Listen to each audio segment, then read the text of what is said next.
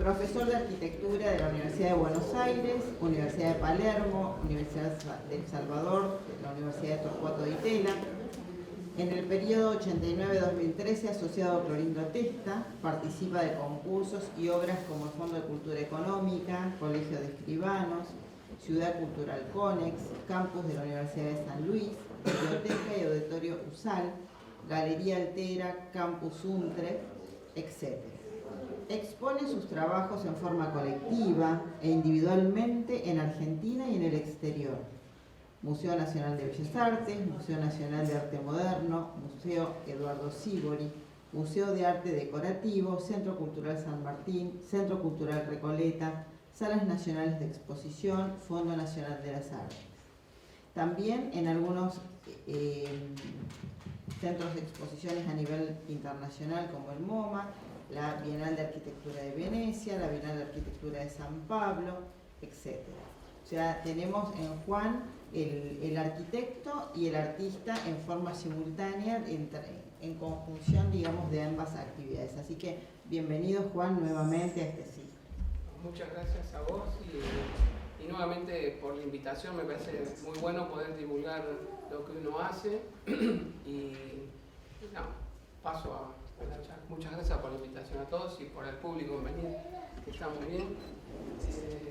En realidad lo que al saber más o menos cómo iba a ser la charla de Roberto y hablar con Daniel que plantear, a mí me gustaba contar, estaba interesado en contar esta dualidad entre arquitectura y arte, que digamos una mezcla diabólica que me persigue desde niño, digamos, y también el título de la charla, que era la revitalización de las ciudades, la arquitectura y el arte urbano. Entonces el primer punto que voy a tratar de demostrar, por lo menos lo que me pasa a mí cuando estoy en una tarea u otra que son bien distintas, pero en mi caso son complementarias. Y también la arquitectura, porque la arquitectura, el urbanismo, el arte urbano, o el crecimiento de las ciudades, o el paisaje natural y el paisaje urbano, para mí son como inseparables. En definitiva, las dos actividades van de la mano. De eso hemos compartido muchas situaciones con Roberto y en este caso, bueno, separé algunas imágenes como para ordenarlas. Incluso la arquitectura y el urbanismo y el paisaje natural y el paisaje urbano todo el tiempo están relacionados, porque cuando estás haciendo arquitectura también participas del paisaje urbano o del paisaje natural. Así que voy a empezar el diálogo. En realidad este es mi primer gran error, que fue la primera foto, para que vean que no me crean demasiado. Tendría 6 años, ahí está mi hermano y mi primo. Estábamos en Villa Urquiza, en una estación de tren de madera, donde llegaban los lecheros, los tarros de leche, ¿no? Mi hermano tenía una cámara, tendría 12 años. Esas cámaras que eran costosas y que el rollo salía caro. Entonces yo veía que sacaba las fotos y a veces sacaba así. Bueno, y eso me torturaron para que le saque la foto y yo creé ahí. Hice el giro de la cámara. Ahora, me empezaron a correr porque sabían que había salido mal. Cuando la revelaron, salió así. Mi hermano en su álbum puso la buena, que casi me estaquearon para que la saque bien. Pero me salió esto por error. Y siempre la guardé, o sea, pensá que la fui guardando de un montón de tiempo. Ya estoy crecido para guardar esa foto. Y un poco la traje como testimonio, porque cada vez que la veo me gusta más. Porque en realidad, por error, surgió algo que me gusta mucho más que la foto original. No me pregunten cómo salió. Para mí fue porque la obturación fue lenta y uno se puso vertical y otro horizontal. Él la quería romper, yo se la robé y me la guardé. Así que este es mi primer obra, digamos. Es un poco para que no me crean, ¿no? Y me pareció divertido traer una carpeta que tengo dibujos de niños de todo tipo, y entonces puse como carátulas los dibujos que hacía, que para mí hacer esos dibujos también era como, por un lado, capturar una imagen, no era copiarla solamente, de hecho es como una careta, no le hice el cuerpo, ¿no?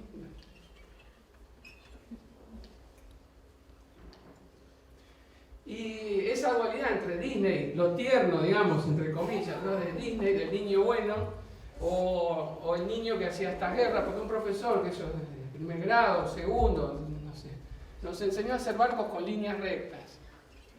Entonces me la pasé haciendo barcos que hacían estas batallas. ¿Sí? Bueno, me divertía muchísimo. Esto es muy parecido a la arquitectura. Después me di cuenta con el paso del tiempo, no cuando estaba estudiando ni cuando tenía 40 años. Ahora me di cuenta que era como generar un espacio y una guerra. Entonces estaba el niño bueno y el niño malo, por decir algo, o el, digamos, el más lúdico que sería el artista y el más racional que podría ser el arquitecto, ¿no? Después, hace poco, yo me iba mezclando. Empecé a trabajar en una serie que era Dr. Jekyll y Mr. Hyde, que en realidad después se llamó Dr. J y Mr. C, que yo soy Juan Carlos, pero me llamó Juan. Entonces tenía la doble personalidad, uno era el bueno y otro era el malo. Sí, pero de chico había hecho algo parecido, porque este era, agarré este dibujo, pasa al otro. Uno era el alegre o el creativo y el otro era el serio. Uno era el bueno y otro era el malo, no sé. Entonces la puse acá, seguimos con la... Y esta es la serie. Porque cada serie, en realidad esto es en Jack Martínez, una galería que hicimos con Testa. Esta exposición, el proceso me llevó mucho tiempo. Empecé, y acá están las virtudes, los pecados, pasemos otro. Terminó siendo una exposición espacial, que no tenía idea de cómo iba a ser. Empecé dibujando los pecados primero. Y son como 80 dibujitos. Allá arriba están los pecados, que son 7, ¿no? Y hay como 80 de esos dibujitos, que son en formato chico, como A5. Y después dije, no, tengo que compensarlo con las virtudes. Hice como 80 dibujitos de cada uno, o pinturas, de las virtudes teológicas y capitales. Bueno, no sé. Me entretuve con eso. Ahora, eso sí, para mí es un pasatiempo que no tiene que ver, o una actividad que es totalmente distinta a la arquitectura, pero después empieza a transformarse cuando uno empieza a ver cómo lo va a poner o cómo lo va a realizar. Entonces ahí se empieza, interviene el espacio. Bueno, acá no sé. Sí, esta sería...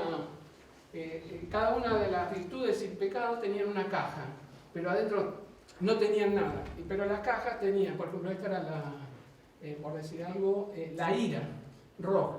Y si pasa otra. Y ahí estaba Dr. J, que era el malo, y tenía la definición de lo que era la ira.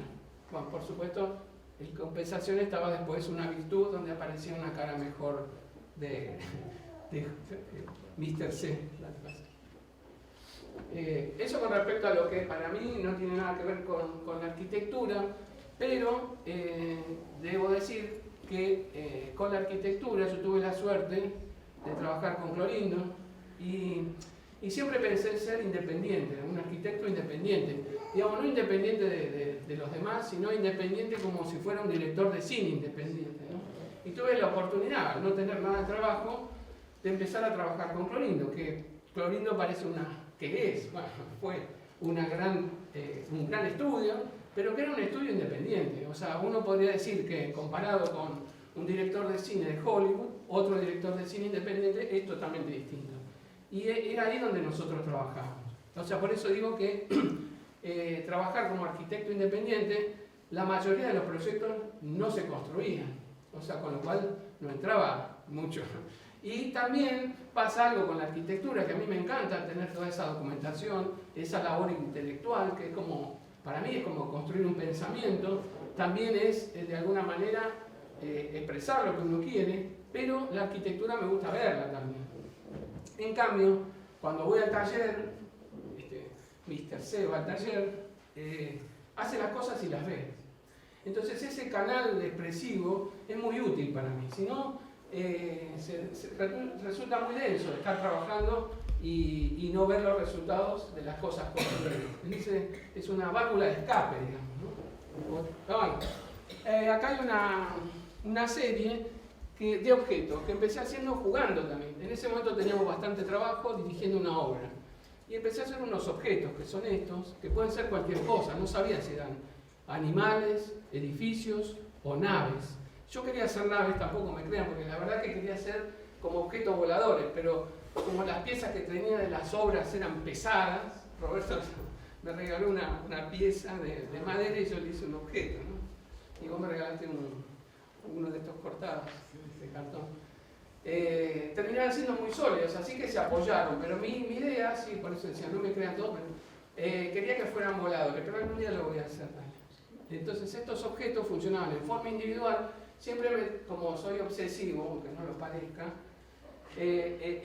la obsesión en la producción artística es por la repetición, no es que lo corrijo, sino que hago otro y hago otro y hago otro. Entonces termina siendo muchísimos, cada uno de ellos tenía una representación en 2 dimensiones, que era un cuadro o un dibujo. A veces era el mismo Monge, al principio era el mismo Monge. Y también funcionan en conjunto, que me divierte mucho más en conjunto, ¿no? Allá está el cuadro, perdón, un segundo. Representa un poco los primeros 100 objetos, estaban ahí, a su vez dibujados para saber cuál era el 1, el 2, el 3.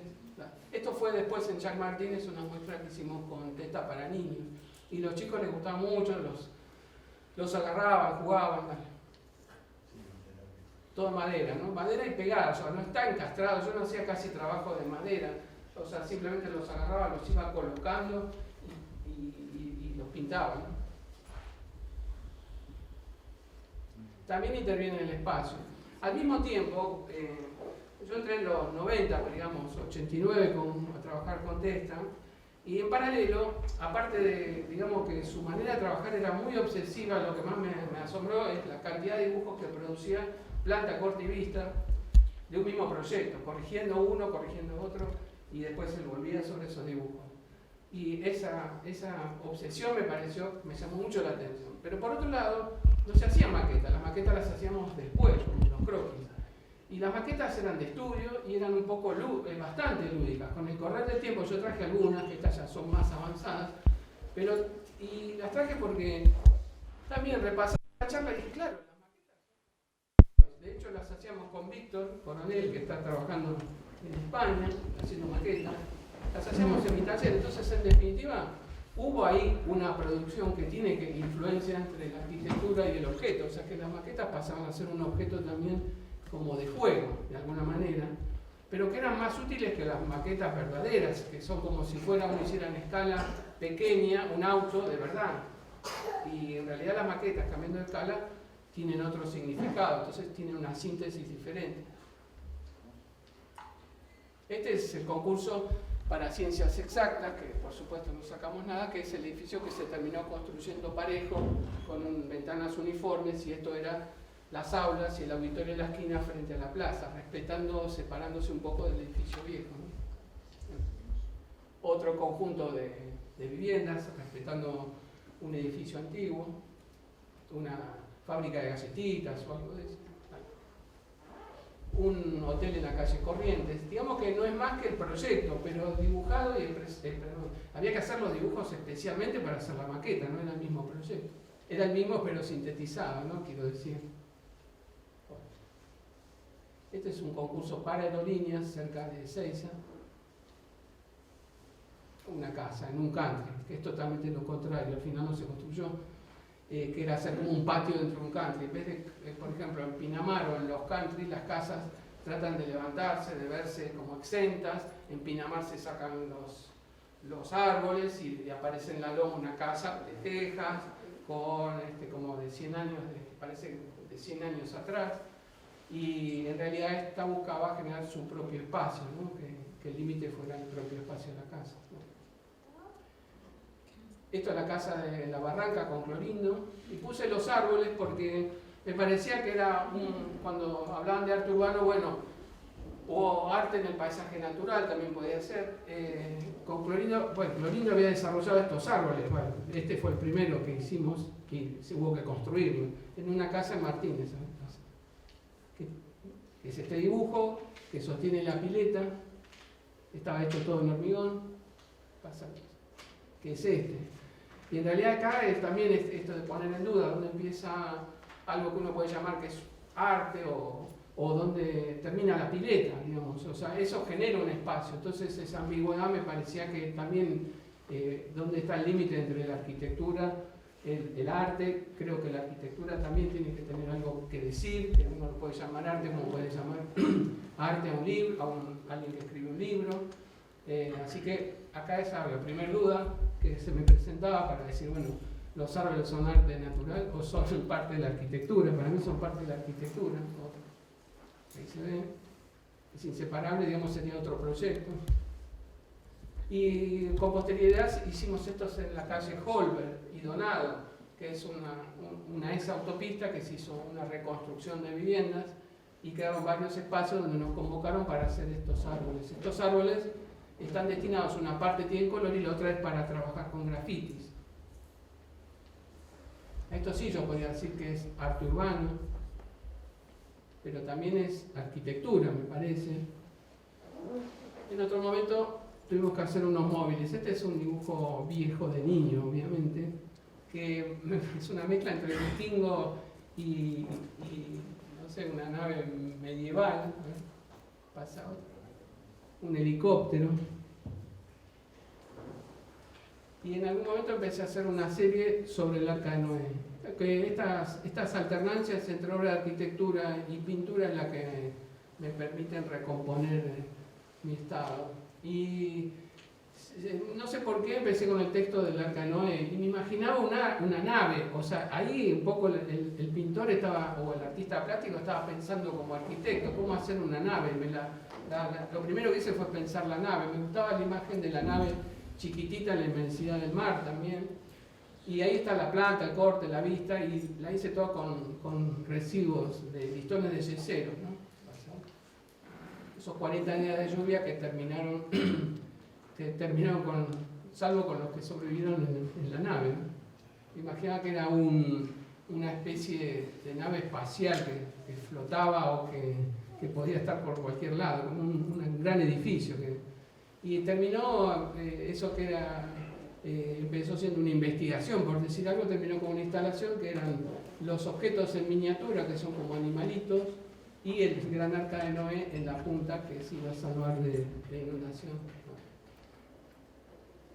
Y el mecanismo de trabajo también se parece un poco al arquitecto de alguna manera, porque iba pensando esa serie y la iba ejecutando, o sea, esa manera de tener el concepto y después ir a la obra, ¿no?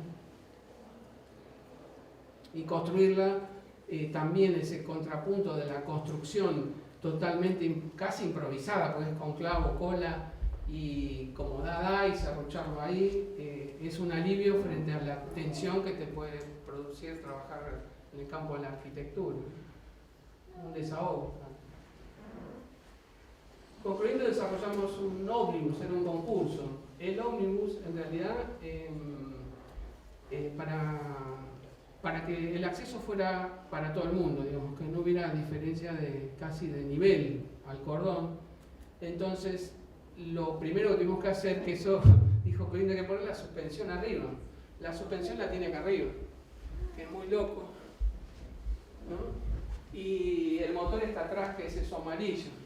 Entonces, realmente no tenías que bajar el micro y no había escalones, o sea que la planta de la nave, del colectivo, estaba todo a nivel. Y si se descomponía el motor, se sacaba el motor, se le ponía uno auxiliar. Fue una aventura, tuvimos que ir a ver a un amigo de él que hacía autos, no sé a dónde, y nos llevó muchísimo tiempo. Y por un lado quiero decir, esto también puede uno decir que es diseño, que es arquitectura o que es arte, porque lo primero que en la arquitectura siempre estaba presente era cumplir absolutamente con las necesidades del hombre, o sea que eso había que darle después esa plusvalía. Lo que pasa es que era decir algo al edificio, pero siempre estaba presente, era toda una mezcla de programa, situación espacial del sitio, ya sea el entorno natural o el entorno urbano, y todas las variables al mismo tiempo. Lo que pasa es que cada vez se va haciendo más rápido, pero en ningún momento faltó eso. O sea, en este colectivo casi, que es una planta donde todo milimétrico, asientos, altura, mecánica, tiene también una expresión, dice algo el móvil. Ahí está la planta. Y sinceramente, si uno ve los colectivos, bueno, a mí me gustan más los antiguos, que vos te podías agarrar siempre. Los que están en Capital tienen montones de escalones que a veces hasta uno mismo que se puede agarrar no puede volar por el aire. Y tienen que bajar y uno siempre tiene escalones y son muy pocos los asientos y la gente parada está sumamente incómoda, ¿no? Entonces esa reflexión de que digamos, el resultado final tiene que tener un contenido, no implica sacrificar nada de la arquitectura, ¿no? Al contrario, me parece que en general, volviendo a todas las necesidades casi son obvias, se expresan en el proyecto. Claro que se expresan a la manera que uno quiere, pero surgen, y esto viene bien, porque en general los edificios que parecen caprichosos, muchos de lo que hemos realizado, dicen formalista, como un resultado que está previsto de antemano. En general los resultados no estaban previstos de antemano, todo lo contrario. Yo me acuerdo mi primer concurso que hice con Clorindo, que era el Fórum de Tokio, era un auditorio de 5.000 personas que yo no había visto en mi vida dibujado, a ver. Y tenía una parte de servicio, que él había hecho una forma, y le digo, Clorindo, acá no entra. Y él agarró y cambió la forma, o sea que en realidad el resultado estaba esbozado en la cabeza, pero el resultado final iba en el devenir. No sé si me explico, ¿no?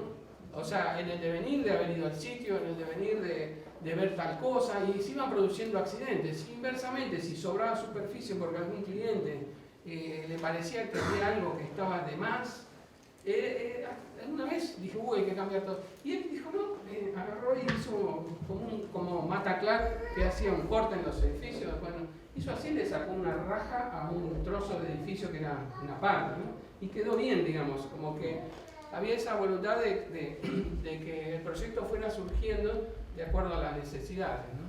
Hacemos otro. Este fue un móvil. Bueno, en realidad casi todos los trabajos están hechos con Testa, salvo algunos que los hice previamente o en paralelo con otros asociados. Estos son Marcelo Corti, Carlos Ford y Fernando Pastor, ¿no? Que ni bien nos recibimos, hicimos varios trabajos. Era un móvil urbano itinerante que lo tomamos a Rossi como ejemplo por el Teatro del Mundo Flotante. Y la misión que tenía este móvil era ir por la ciudad de Buenos Aires. La otra charla que presentamos fue sobre el río, entonces ahora no iba a tocar este tema, lo voy a poner en paralelo, pero tiene lo mismo. Era un stand móvil que la idea era subir a esos 4 metros que tiene y desde donde estuviera parado se ve el Río de la Plata. Lo que pasa es que el Río de la Plata está a 5 cuadras y vos tenés que hacer 1,5 kilómetros para salir por Retiro o salir por cualquiera de las situaciones que vos lo ves. No solo lo hicimos para el Río de la Plata, en Capital, sino que lo extendimos del Tigre a La Plata. Fue una cosa como, digamos, de amor a la arquitectura y acá también al paisaje o al urbanismo. No sé, nos parecía bueno, incluso llegamos a coordinar una muestra de todos los municipios en el Centro Cultural Recoleta, cada uno con el proyecto a futuro que tenían de la costa. Entonces este móvil, por un lado, tenía ese objetivo que casi lo logramos realizar. Pero falló un poco el tema de la economía, pero lo podríamos haber construido. Digo porque es bastante novedoso, dentro podría haber explicaciones de los proyectos, y por otro lado es a tomar visión de que algo que uno dice, sí, el Río de la Plata la ciudad está de espalda, pero basta pararse un poquito arriba y la ves todo el tiempo, ¿no? Como tomar conciencia de la naturaleza, ¿no? Recuperar ese río.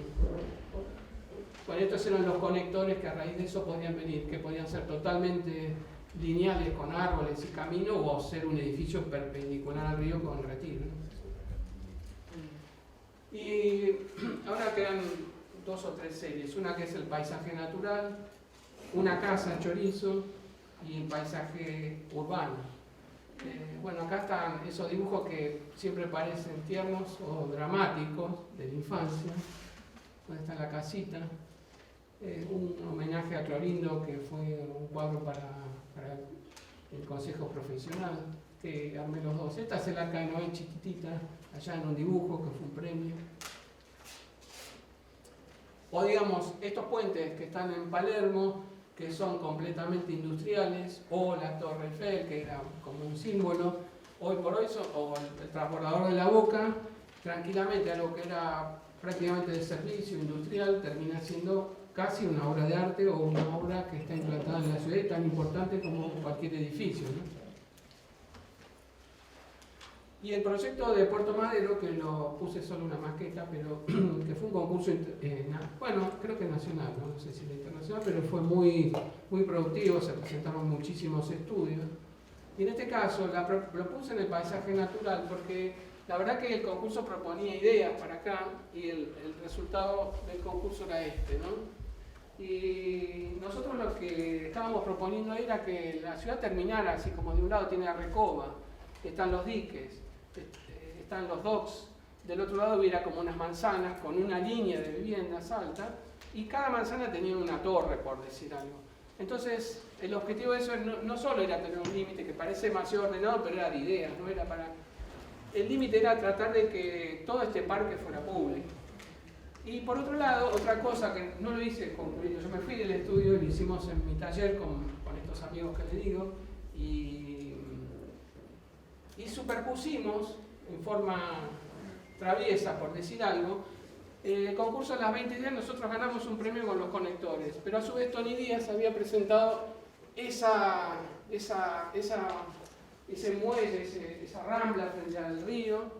Clorindo Testa había hecho un edificio acá que era conector gigante, así que llegaba al río, pero él no se presentó a concurso, fue jurado.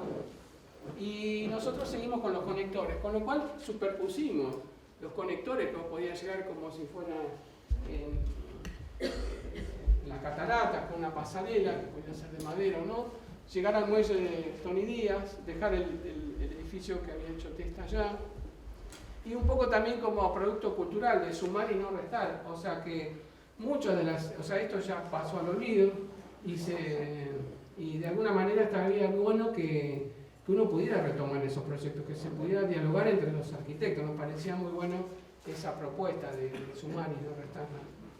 Y por eso lo puse en el paisaje natural. Bueno, el placer de hacer estos dibujos, ya sea de proyecto que tiene que ver con la ciudad, o tiene que ver con el paisaje natural o un edificio, para mí es como, digamos, hay momentos, ¿no? Porque hacer un proyecto siempre tiene muchos espacios difíciles, pero hay momentos en que uno no sabe si pasaron 10 minutos, 5, una hora, un día, y ese momento así como de felicidad es el mismo para mí como artista que como arquitecto. O sea, estos dibujos que si bien tienen son profesiones diferentes, pero en ese sentido hay un momento que lo lúdico se compensa, se complementa. Estos los conectores, otro. Y en algún momento hice un proyecto de una casa roja en el campo, que es un volumen, ahí se ve como la casita, la llegada de los vehículos, el tanque de agua, acá está en vista, digamos, y hay como una vista del corte, otra. Llevó mucho tiempo hacer esta casita, pero no se construyó. Hicimos todos los detalles. En definitiva es como un volumen completo, o sea, no se construyó.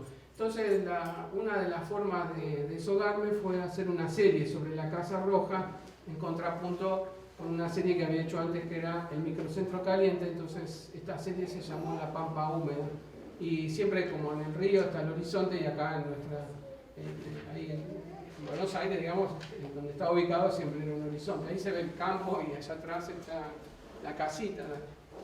La casita que también al mismo tiempo la fui haciendo, porque ya veía que no prosperaba, así que la reproduje ahí como el arca. Esto fue anterior. Y nada, me imaginaba el espacio como si estuviera construido, ¿no? Otra. Y esto tiene como anécdota, es que yo me rompí la mano y los hice, son 3 pinturas que tienen un formato como de 4 metros. Y en realidad estaba destinado a cortarlo en chico, porque siempre me resultaban el trabajo muy grande que después no lo puedo guardar, porque así, si bien como arquitecto no se construye todo lo que uno proyecta, por suerte, ¿no? Pero tampoco se vende todo lo que, nada, muy poco.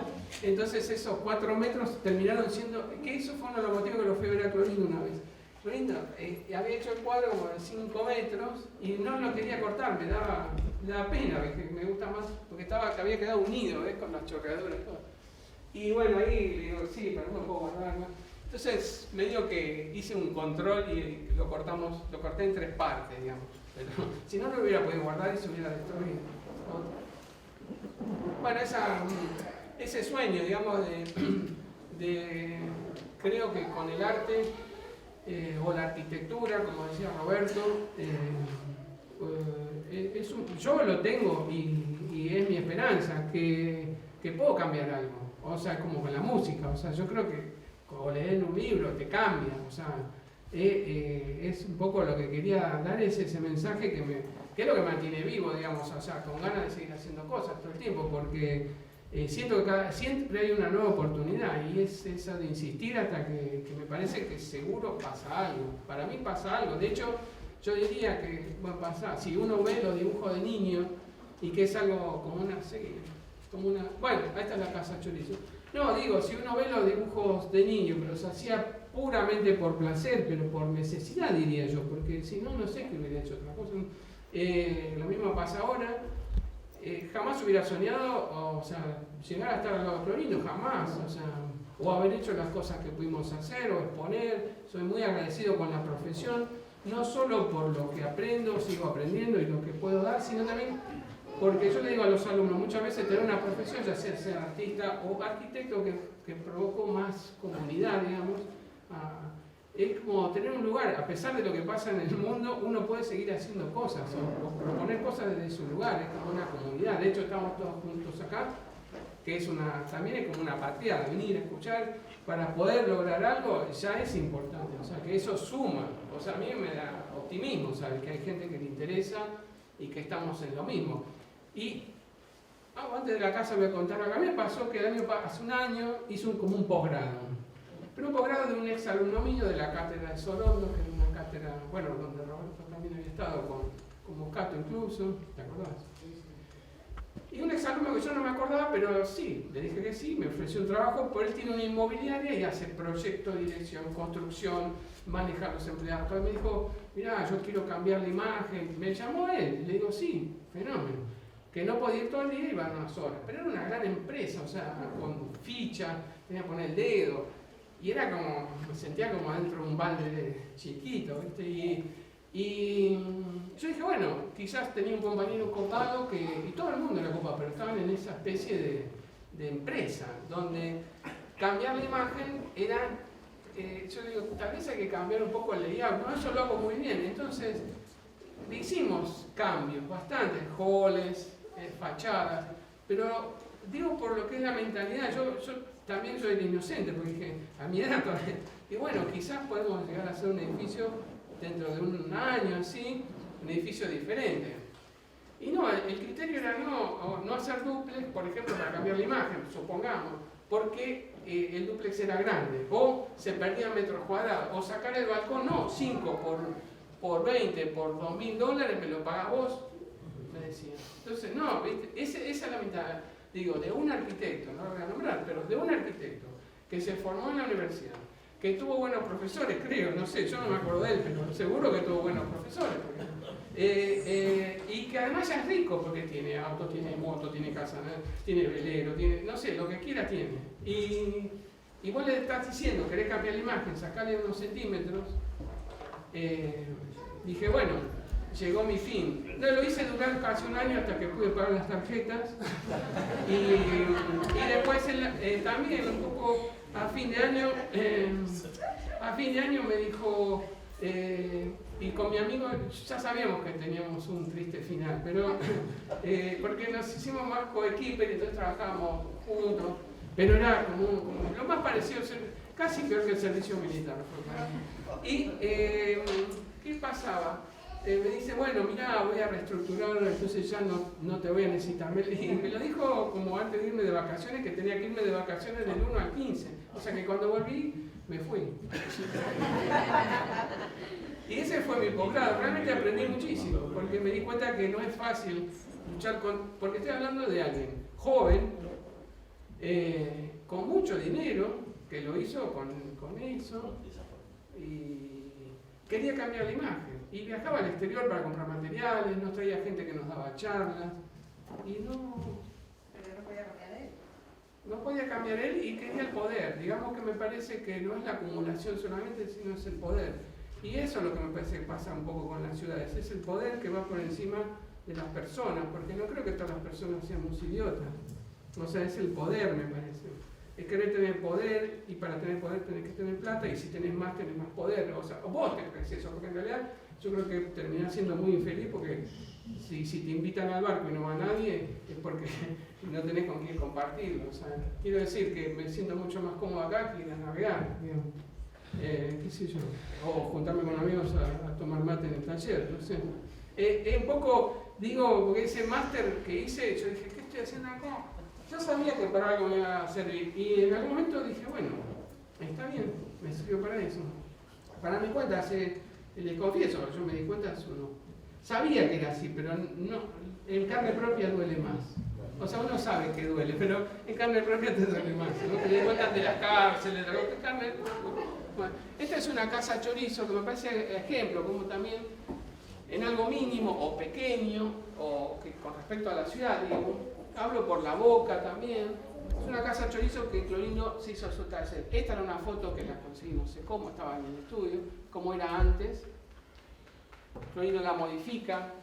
Está publicada, ¿no? Él tenía acá como una cochera. La casa chorizo la convierte en la década de los casi 80, 70. Estos pórticos como los que tiene el Centro Cultural Recoleta, que tienen que ver con la mampostería, pero genera, como hacía Gieso en esa época, los loft, lo que llamamos loft, que no había un mango, entonces una casa antigua que empezaron a estar también de moda, se convertían en otro espacio. Y él armó su estudio, su taller. Después dejó acá, curiosamente, unas ruinas que se venían abajo, y siempre siguió con los pórticos hasta el final. Incluso en el final le puso un espejo y siempre contaba que los vecinos, cuando terminó, que acá había gallinas, un tipo que espiaba, perdón, en el fondo, decían, arquitecto, sigue toda la cuadra, porque le puso un espejo barroco, entonces se veía la puerta de entrada, se veía el fondo, ¿no? Bueno, y digo, un arquitecto contemporáneo que había una casa chorizo, y creo que, digamos, si hablamos de conservación, la conservó casi 100%, la actualizó nada más. Me pareció un gesto muy interesante. Después le hizo muchos cambios, como el piso, pasado, y quedó así el espacio.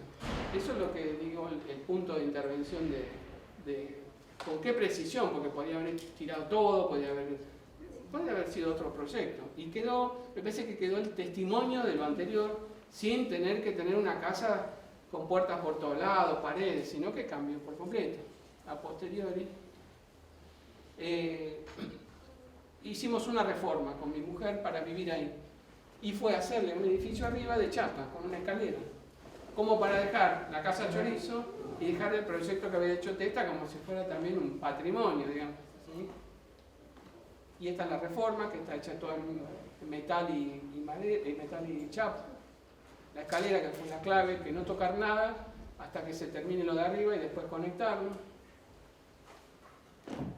Y es este volumen por sobre el otro, ¿no? Con lo cual, siempre todas las perspectivas pasadas terminan siendo muy complejas porque no hay mucho espacio para fotografiarlo, pero lo que quedó fue ese proceso de 100 y pico de años que sigue manteniendo las tres alternativas de uso de una casa, ¿no? O sea, cómo vuelve a ser un hogar, donde, claro, todos los sobrantes van ahí o al taller. Bueno, ese era el intermedio entre el paisaje natural y el paisaje urbano, digamos, esa casa urbana, porque también puede estar en el medio del campo, digamos, una casa, bueno, no tan densa, pero digamos, me parece intermedio entre lo que era el paisaje natural y el paisaje urbano. Vuelve a aparecer también un día, este ya es medio tristón, era un día de lluvia, de niño, el homenaje a Vladimir Acosta, que está en la SCA, o el de Clorino Testa en nuestra institución. Y esto también era una reforma frente a la plaza, el primer trabajo que hicimos con unos amigos, que era hacer, detrás del Cabildo está el pasaje Roverano, que es un pasaje histórico, hecho todo en metal, que llega al subte. Entonces propusimos, para revalorizar el edificio, que está un poco descuidado, era rearmar esta fachada, construyendo un volumen arriba que podía ser multiuso del edificio, ¿no? Por supuesto, un restaurante o algo, que se diera la Plaza de Mayo, o sea, ponerle un valor agregado a ese edificio, pero al final tampoco se hizo porque, según Peña, que mantenía la zona como Él tenía el museo de La la ciudad que ponía las pelelas, los peines antiguos, pero no le da, digamos, como para permitir intervenir la medianera. O sea que hoy por hoy ese espacio, legalmente se podría intervenir, porque no se va a construir nada en el cabildo ni se puede construir. Bueno, no se hizo, pero como experiencia digo dale, pasa. El microcentro caliente, que era la otra serie, el contrapunto de la pampa húmeda. Que también el dibujo muchas veces, yo no sé hasta dónde no me aporta algo para el arquitecto, ¿no? O al revés, la experiencia de la arquitectura no te aporta. Bueno, ahí puse como perlita una especie de Banco de Londres allá en el ángulo. Este sí es uno de los primeros que hice el banco. Después le regalé uno más chico a Provincia, porque él había sido jurado, uno de los primeros que hice. Y entré seleccionado en un concurso y yo le regalé uno chiquito y después lo tenía por ahí a un costado, antes de entrar al estudio. Pues. El Centro Cultural Conex, que me parece que era un planteo bastante grande, a escala casi de una manzana, que respetaba todos los galpones existentes haciendo lo que era necesario hacer, un concurso de 25.000 metros cuadrados más. Acá tenía José Hevi, que era el director del Conex, un edificio muy alto que también quería recuperar, o sea que superaba los 30, 40.000 metros el proyecto total. Esta era la ruina, y el día de la inauguración del espacio, porque en realidad se hizo un cóctel, no se hizo nada, estaba así el edificio sin la escalera, ¿no? Y él me dijo, me dijeron que no haga nada, que está muy bien así. Yo dije, no, es que iba a morir, porque, y bueno, al final lo dejó así, lo único que hizo fue la escalera, que es esta, pasa, que es esta. El patio quedó como estaba, lo coloreamos, y el patio pasó a ser un espacio urbano. Los edificios por dentro los arregló otro arquitecto y no lo firmamos nosotros, sí firmamos la escalera de escape, porque quedó casi todo como estaba. A mí como propietario me daría miedo haber dejado todo eso como estaba, pero lo que hicimos fue la escalera. Viene el cuento de que un proyecto urbano de una escala, digamos, cerca del Abasto, terminó siendo como una instalación para mí. El límite de lo que terminó era un proyecto urbano a escala de la ciudad, terminó siendo como una instalación urbana. Prácticamente una escalera uno puede decir que es arquitectura, pero que el patio es un patio, es como una instalación, porque no tiene casi ninguna intervención. Un poco ese es el panorama. Y este es el último dibujo, digamos, que puse, como que no sé si es muy dulce o muy agrio, porque representa un poco de soledad y por otro lado un poco de calma, ¿no? Y les quería mostrar otra más, que sería el taller de Dr. C, Mr. J, el estudio donde trabajaba con Clorindo, y una imagen con Clorindo. Fin.